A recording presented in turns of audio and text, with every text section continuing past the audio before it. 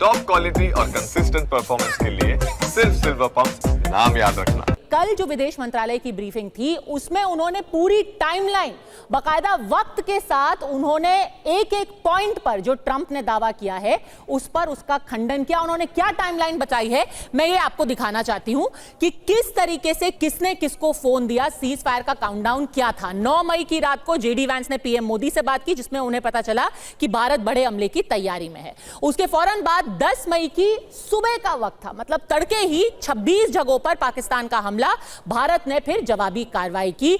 दिन होते होते 10 मई की सुबह आसिम मुनीर ने मार्को रूबियो से बात की, रूबियो ने फिर एस जयशंकर को फोन लगाया। 10 मई 12:37 बजे पाकिस्तान उच्चायोग की भारतीय डीजीएमओ से बातचीत की गुहार लगाई गई और फिर 3:35 पर 10 मई को ही भारत पाकिस्तान के डीजीएमओ ने बात हुई। सैन्य कार्रवाई शाम 5 बजे रोकने पर सहमति हो गई। तो भारत सरकार का स्टैंड बिल्कुल साफ है। ट्रंप चाहे जो भी कहें चरणजीत सिंह सापरा जी, ये हमारी टाइमलाइन है और ये पूरी दुनिया के सामने है, खुद छुपा नहीं है।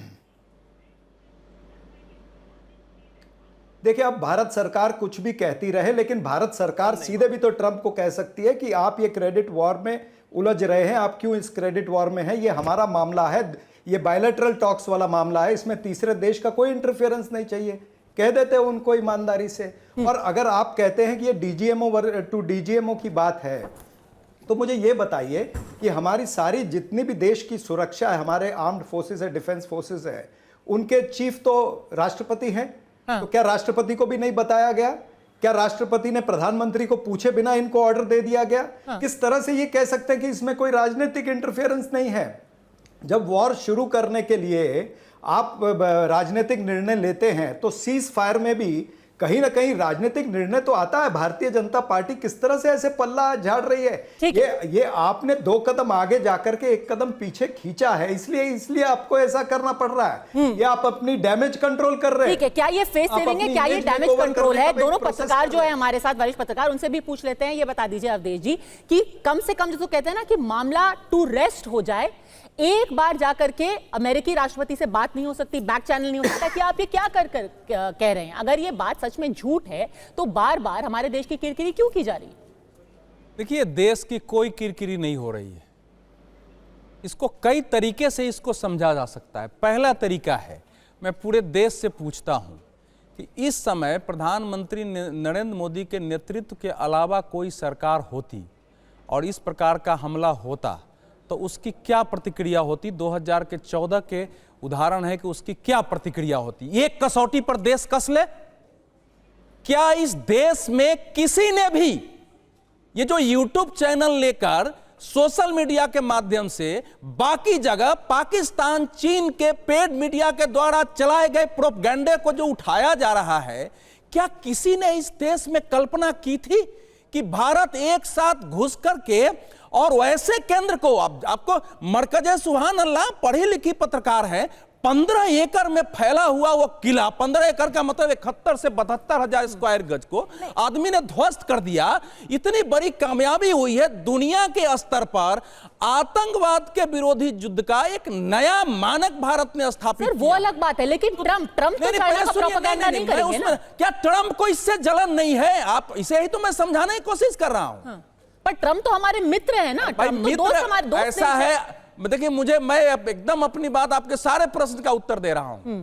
ट्रंप हमारे दुश्मन नहीं है, हमारा स्ट्रेटेजिक पार्टनर है, लेकिन ट्रंप की अपनी आइडियोलॉजी है। वो ट्रेड के आधार पर दुनिया को चलाना चाहते हैं। ट्रेड उनके लिए सर्वोपरि है। उनका जो नेशनल इंटरेस्ट है वो अब बदल गया है पहले की तरह में। नहीं तो भारत और पाकिस्तान को, दोनों को महान देश वो बता रहे हैं। आज की परिस्थिति ये है कि केवल अमेरिका नहीं, ऐसे कई बड़े देशों को लग रहा है कि भारत अगर इस ढंग से साहसपूर्ण कार्रवाई करके, अगर पाकिस्तान जो उसके सामने इतना बड़ा दुश्मन है, जो न्यूक्लियर पावर है, जिसकी आइडियोलॉजी के कारण हजारों लोग मरने को तैयार हो सकते हैं भारत के विरुद्ध, अगर वहां घुस के इतनी बड़ी कार्रवाई कर सकता है, उसको क्षति पहुंचा सकता है, तो जिस ढंग से दुनिया में असंतोष है चारों तरफ, जिस ढंग से दुनिया में कन्फ्लिक्ट बढ़ रहे हैं, तो भारत एक बड़े कन्फ्लिक्ट कॉन्फ्लिक्ट को दूर करने वाले एक हीरो, एक नेतृत्व देश के रूप में खड़ा होगा, ठीक फिर है। उसकी आइडियोलॉजी चलेगी। टेररिज्म को कैसे निपटा जाए, जो छोटे छोटे भयभीत देश है उससे पूछेंगे, तो उसमें वो अपना काम कर रहे हैं। और ये सच है कि उन्होंने फोन किया, अगर उन्होंने फोन किया, मैं पूछ रहा हूं, फोन किए कि भाई आप युद्ध मत करिए, हमारे लोगों ने कहा कि भैया उनको रोकिए, ठीक है, हमने तो आतंक, तो उन्होंने अपनी बात की रुकवाया इतना से, लेकिन उनका अपना तरीका है। लेकिन भारत से मैं पूछ रहा हूं, नहीं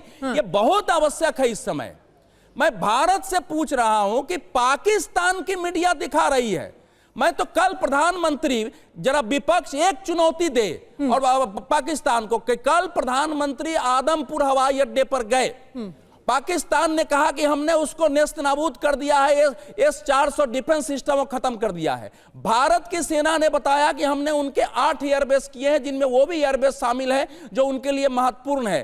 क्या पाकिस्तान के प्रधानमंत्री शहबाज शरीफ यही हिम्मत आज और कल दिखा सकते हैं कि एक एयरबेस पर जाके दिखाएं? और अगर नहीं दिखाते हैं तो इस देश का इकोसिस्टम चलाने वाले भारत के इतने बड़े पराक्रम को, ऐतिहासिक युगांतकारी विजय को जिस ढंग से मिट्टी में मिलाने की कोशिश हो रही है, शर्मनाक हो रही है, ये लोगों को देश से क्षमा मांगनी चाहिए। हिम्मत है तो शहबाज शरीफ को बोले, राशिद उस पर और दिखाओ देश को कि तुम्हारा सुरक्षित है।